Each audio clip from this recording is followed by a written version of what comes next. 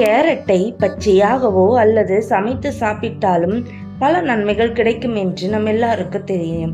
இருந்தாலும் அதை அளவுக்கு அதிகமாக சாப்பிட்டால் உடலுக்கு பிரச்சனையை ஏற்படுத்தும் என்பது நம்மள எத்தனை பேருக்கு தெரியும்? கேரட் மட்டுமல்ல, எந்த உணவாக இருந்தாலும் அதை அளவுக்கு அதிகமாக எடுத்துக்கொள்ளும் போது உடலில் பல பிரச்சனைகள் ஏற்படுத்தும். அதனால் ஒவ்வொரு உணவிலும் உள்ள நன்மைகள் மற்றும் தீமைகளை அறிந்து கொண்டு சாப்பிடுவது மிகவும் நல்லது.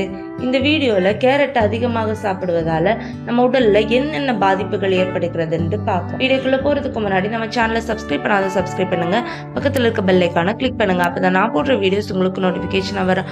வாங்க வீடியோக்குள்ள போலாம். கேரட்டில் பல விட்டமின்கள் மற்றும் தாதுக்கள், biotin, potassium, vitamin A, vitamin K மற்றும் vitamin B6, vitamin C, calcium, phosphorus போன்ற சத்துக்கள் நிறைந்துள்ளன. கேரட்டை அளவுக்கு அதிகமாக எடுத்துக்கொள்ளும் போது ஒவ்வாமை பிரச்சனை ஏற்படுத்தும். அதாவது அலர்ஜி, வீக்கம், கண்கள் மற்றும் மூக்குகளில் எரிச்சல் போன்றவற்றை ஏற்படுத்துகிறது. இந்த கேரட்டை அளவுக்கு அதிகமாக சாப்பிடும் போது செரிமான பிரச்சனை ஏற்படுத்தும். உங்களுக்கு ஏற்கனவே செரிமான பிரச்சனைகள் இருந்தால் கேரட்டை அளவாக சாப்பிடுவது நல்லது. கேரட்டை அதிகமாக சாப்பிடுவது கரோட்டினீமியா எனப்படும் பாதிப்பில்லாத நிலையை ஏற்படுத்தும்.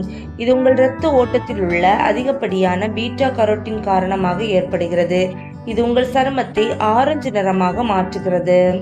சர்க்கரை நோய் பிரச்சனை உள்ளவர்கள் கேரட்டை உணவில் எடுத்துக்கொள்ளக்கூடாது. இதனை அதிகமாக எடுத்துக்கொள்வதன் மூலம் உங்களின் சர்க்கரையின் அளவை அதிகரிக்க செய்யும். கேரட்டில் விட்டமின்கள் மற்றும் கனிம சத்துக்கள் நிறைந்திருக்கிறது. அதற்காக தாய்ப்பால் கொடுக்கும் தாய்மார்கள் இதனை அளவுக்கு அதிகமாக எடுத்துக்கொள்ளவே கூடாது.